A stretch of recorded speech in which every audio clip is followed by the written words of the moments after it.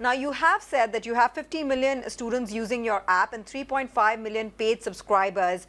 While you've made your services available, which is a very encouraging sign to help students in this time of crisis, what is your long-term monetization strategy? Once the dust settles on COVID-19, would your plan include charging the 50 million user base, converting them to paid subscribers?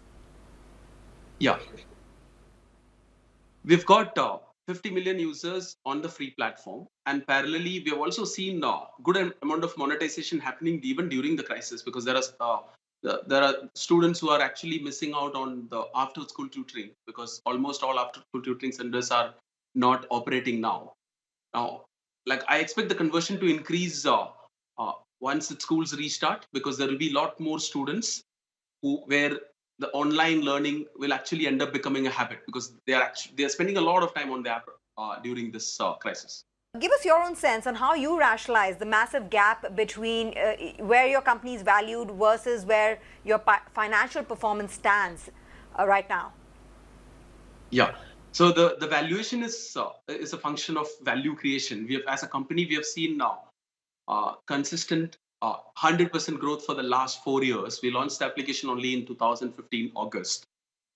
Now, very few of the segments where we can expect like a huge growth happening on the other side of the crisis.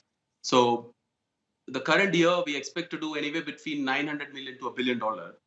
So it's the valuation growth is in terms of the value creation which we've been able to create among the students, and we expect the growth to continue because even at these kind of numbers, it's still relatively we are actually looking at single digit penetration of our target audience. So there's a long way to go before we actually call it a success.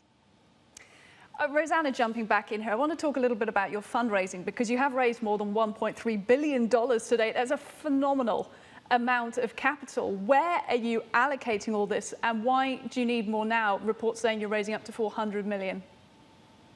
Yeah, I can't disclose too much about the current fundraising. There's been a huge amount of investor interest even during the crisis, as I mentioned, because the sector for the education technology sector, I expect this is going to be an inflection point as and when more and more students are experiencing it, and it's going to become more mainstream.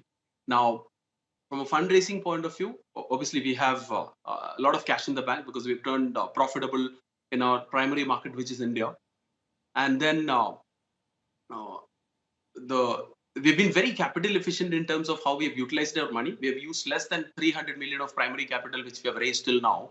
Now, these are all reasons why we've been able to attract diverse but high quality global investors, starting from pension funds to sovereign funds to a lot of growth stage Ps.